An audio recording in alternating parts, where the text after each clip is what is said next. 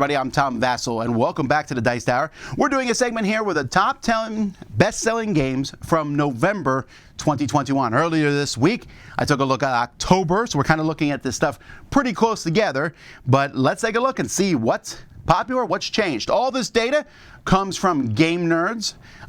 Game Nerds is a great online store. If you're looking for a board game, they should be your first stop. Tremendous, cool selection, great prices, and they're very nice enough to share this data with me. So here we go.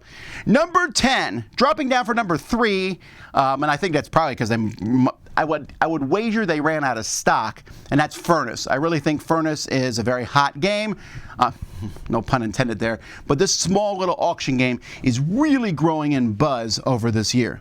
Number 9, down from number 1 last month, and I think that's because it was very popular and the people who wanted it immediately bought it, and that's Great Western Trail 2, the new version of it. And again, I've been hearing that it's pretty much the same game. Number 8, Micro Macro Crime City Full House. This is the follow-up to Micro Macro. This one's doing pretty well, so there you have it. The one, the spiel is yours. Number 7, Bloodborne, the board game. So this was on Kickstarter for a while. Now it's available on retail.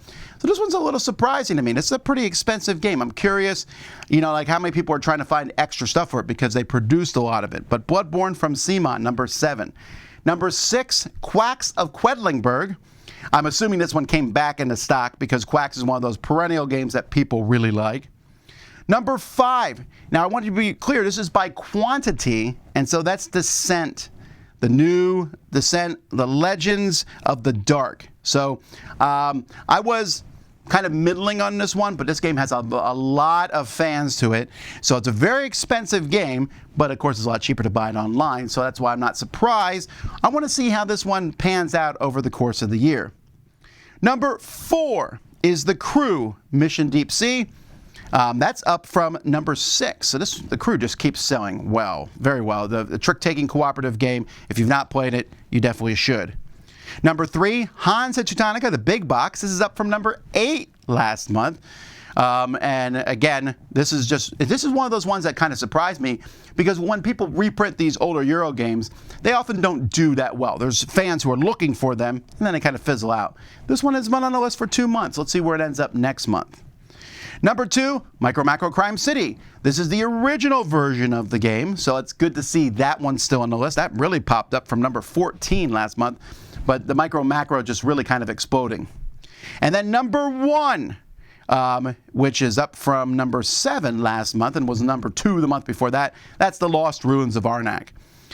As a side note here, I noticed that for the past couple months we haven't seen Dune Imperium, so I'm just assuming it's out of print for a brief amount of time or it's in between printings. But Lost Ruins of Arnak, which was number 1 for quantity and number 1 for price. And that's how well that game has been doing.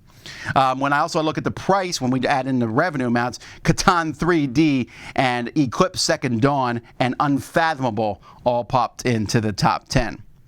All right, let's take a look now at the best expansions, or not the best, but the best-selling expansions from November 2021. Number 5, Quacks of Quedlinburg, Herb Witches. So, again, if Quacks of Quedlinburg's being bought, so is the expansion. Number 4, Marvel Champions, the Mad Titan.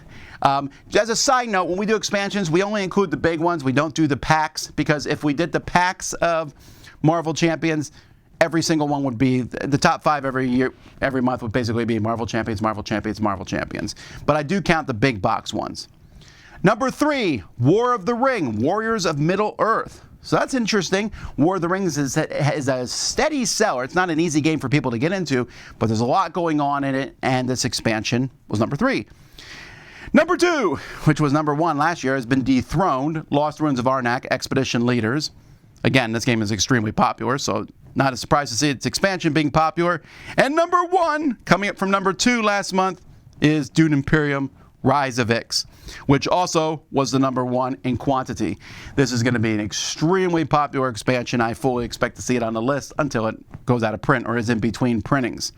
When I take a look at revenue, it's pretty much the same across the board. Although we're starting to see Dominion Allies, the new printing of that's kind of creeping up on the list. We'll see how popular Dominion still is. Anyway, those are the best-selling games of November. Again, with the data from Game Nerds. Join me later this week where I'll talk about the top 10 best-selling games of the year. Until next I know, I'm Tom Vasel, and this has been the best-selling games of November 2021 on the Dice Tower.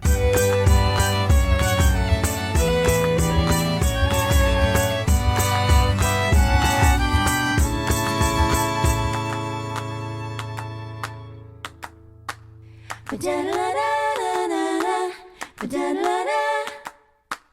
Ba-da-da-da-da-da-da-da. Ba-da-da-da-da.